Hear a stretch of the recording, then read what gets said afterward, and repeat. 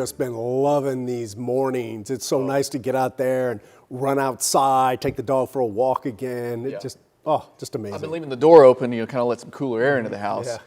And then when I close the door and I sit there for 5 minutes, then I realize how terrible of a decision that was because of all the mosquitoes that I've just now let into the house. Too, man. Yeah, and that as well. The ragweed's going to be with us until we get our first freeze, which usually doesn't happen until November 22nd is our average first freeze for the DFW area, so got a ways to go. It's going to be a while, but I do have some cooler weather and some rain chances back in our future. Not obviously this evening. Well, we'll cool off this evening, but no major cool downs or anything like that. Fort Worth looking beautiful, 85 degrees at the moment. Let's take you to downtown Dallas where it's 86 right now outside. Today we did hit a high of 88, so that was above normal this afternoon. The morning low below normal by just a degree. Our morning lows and our afternoons have continued to warm up by about a degree or two or so each and every day this week, and we'll continue to do that through tomorrow, and then we'll kind of go downhill again as we head into the weekend. 85 outside at the moment, continue to have dry air out there, so it feels rather pleasant. Obviously ragweed is high, elm is moderate, and fungus is moderate as well. Clear skies overhead, but a little cloud cover out to the west because there's a disturbance out there bringing some rain to the Panhandle and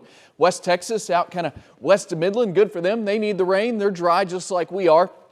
But that disturbance will not move into North Texas and give us our rain chances. We have to wait until next week before we'll get rain back in our future. But they'll continue to see a little shower and storm activity as we head through the next couple of days. We will get this front moving in. Front itself actually going to kind of move in Thursday into Friday, but you really won't notice the cooler temperatures until we head into the weekend. Maybe a little rain in the Panhandle up into Oklahoma on Friday, but it stays out of North Texas. You'll probably just notice a few more clouds around during the day on Friday, and maybe a degree or two cooler than what we're going to be tomorrow. So tomorrow's kind of the peak of the heat for the week, maybe trying to touch 90, and then 88 on Friday. Cooler by your Texas OU weekend. In fact, this weekend is going to be really nice. If you enjoyed this past weekend, this upcoming weekend is going to be really nice as well. But we do start to warm back up to 87 by Monday. So the pattern for us, kind of boring right now. Not much going on at the moment, but that looks to potentially change next week. We get this trough of low pressure moving in, or at least closer by to us, and that's going to give us some rain chances. Of course, the exact timing, the coverage, the amounts, we'll iron that out as we get closer because it's all going to kind of depend on